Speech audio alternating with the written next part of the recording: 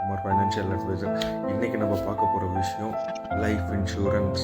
Life insurance அப்படின்றது என்னன்னா, first ஒரு விஷயம் நல்லா புரிஞ்சுக்கோங்க. நீங்கள் ஏன் லைஃப் இன்சூரன்ஸ் எடுக்கணும் அப்படின்னு நான் சொல்கிறேன்னு ஃபஸ்ட்டு புரிஞ்சுக்கணும். லைஃப் இன்சூரன்ஸ் அத்தியாவசியம், புரியுதுங்களா? ஏன் சொல்கிறேன்னா, அந்த லைஃப் இன்சூரன்ஸில் தான் உங்கள் என்டையர் ஃபேமிலியோட செக்யூரிட்டியும் இருக்கும். ஸோ நீங்கள் கண்டிப்பாக உங்கள் கரெக்டான ஏஜில் நீங்கள் இன்சூரன்ஸ் எடுத்துட்டிங்கன்னா என்டையர் ஃபேமிலியும் செக்யூரிட்டி.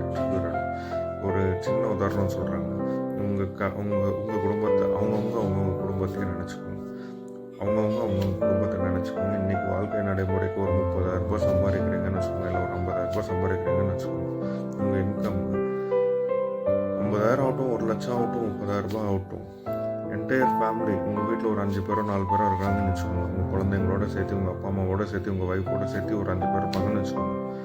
5 பேருக்குமே எந்த இன்கமும் கிடையாது. நீங்கள் மட்டும்தான் சம்பாதிக்கிறீங்க அப்படி வச்சுக்கோங்க. அந்த இன்கமில் இது மட்டும்தான் இவங்க எல்லாருமே வந்துட்டு ஃபேமிலியை ரன் பண்ணிட்டுருக்காங்க. ஒரு வேளை ஏன்னா நம்ம வந்துட்டு இன்றைக்கி இருக்கிற மாதிரி நாளைக்கு இருக்கும்னு சொல்ல முடியாது. என்றைக்குமே நாள் நல்லாயிருக்கும், கெட்ட நாளும் வரும், நல்ல நாளும் வரும். ஒரு வேளை ரொம்ப கெட்ட நாளாக வந்துருச்சுன்னா, அதாவது ஒரு ஆக்சிடென்டால் ஆகும், இல்லை நம்ம ஏதோ ஒரு நேர்ந்துருச்சுன்னா, புரிஞ்சுக்கோங்க, ஏதாவது நேர்ந்துருச்சுன்னா அவங்க குடும்பத்தை யார் பாதுகாப்பாங்க? உங்கள் அப்பா அம்மா வயசான காலத்தில் போயிட்டு அவங்க வந்து சம்பாரித்து எடுத்துன்னு வந்து அவங்க குழந்தைங்களை வளர்த்து அவங்க பொண்டாட்டியை வளர்ப்பாங்களா? இல்லை ஒரு 10 வருஷம் இருக்கும், உங்களுக்கு ஒரு 5 வருஷம் கல்யாணம் இருக்கும், உங்கள் பொண்டாட்டி அவங்க ஒய்ஃபை வந்து அவங்களா போய் வேலைக்கு சேர்ந்து நீங்கள் 1,00,000 சம்பாதிக்கிற இடத்துல 10,000 20,000 சம்பாரித்து திருப்பி அந்த அவங்க ஃபேமிலியை ரன் பண்ணணும் அப்படின்னா எவ்வளோ கஷ்டப்படணும்.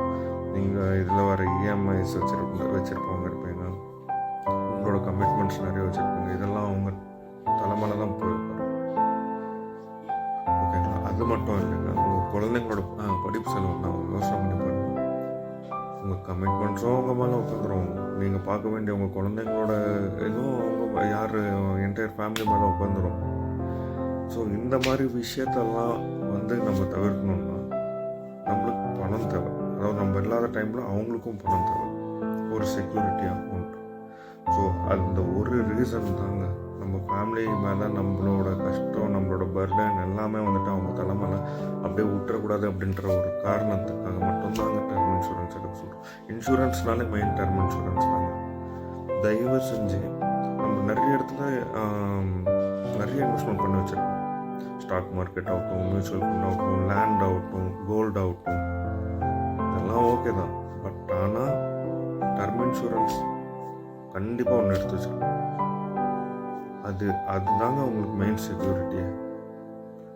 ஸோ நான் பேசுகிற இந்த விஷயம்லாம் உங்களுக்கு யூஸ்ஃபுல்லாக இருக்குதுன்னு நீங்கள் நினச்சிங்கன்னா தயவு செஞ்சு என்னோடய சேனலை சப்ஸ்கிரைப் பண்ணுங்கள், லைக் பண்ணுங்கள், எனக்கு சப்போர்ட் பண்ணுங்கள், பெல் ஐக்கான் கிளிக் பண்ணுங்கள். தேங்க்யூ.